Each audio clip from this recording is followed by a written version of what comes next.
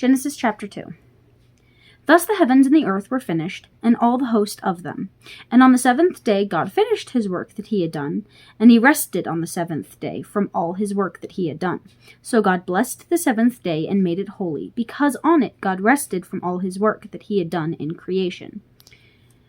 These are the generations of the heavens and the earth when they were created, in the day that the Lord God made the earth and the heavens. When no bush of the field was yet in the land, and no small plant of the field had yet sprung up, for the Lord God had not caused it to rain on the land, and there was no man to work the ground. And a mist was going up from the land, and was watering the whole face of the ground. Then the Lord God formed the man of dust from the ground, and breathed into his nostrils the breath of life, and the man became a living creature. And the Lord God planted a garden in Eden, in the east, and there he put the man whom he had formed. And out of the ground the Lord God made to spring up every tree that is pleasant to the sight and good for food.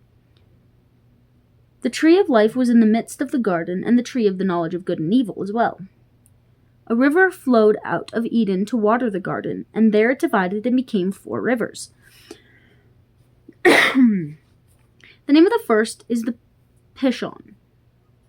It is the one that flowed around the whole land of Havilah, where there is gold.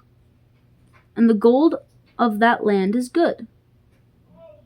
Bdellium and onyx stone are there. The name of the second river is the Gihon. It is the one that flowed around the whole land of Cush. And the name of the third river is the Tigris, which flows east of Assyria. And the fourth river is the Euphrates. The Lord God took the man and put him in the Garden of Eden to work it and keep it. And the Lord God commanded the man, saying, You may surely eat of every tree in the garden, but of the tree of the knowledge of good and evil you shall not eat, for in the day that you eat of it you shall surely die. Then the Lord God said, It is not good that the man should be alone. I will make him a helper fit for him. Now out of the ground the Lord God had formed every beast of the field and every bird of the heavens, and brought them to the man to see what he would call them.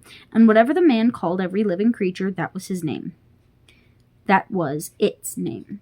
The man gave names to all livestock, and the birds, and to the birds of the heavens, and to every beast of the field. But for Adam there was not found a helper fit for him.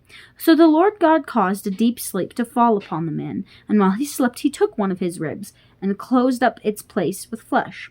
And the rib that the Lord God had taken from the man he made into a woman, and brought her to the man. Then the man said, This at last is bone of my bones and flesh of my flesh. She shall be called woman, and because she was taken out of man. Therefore a man shall leave his father and his mother, and hold fast to his wife, and they shall become one flesh. And the man and his wife were both naked, and were not ashamed.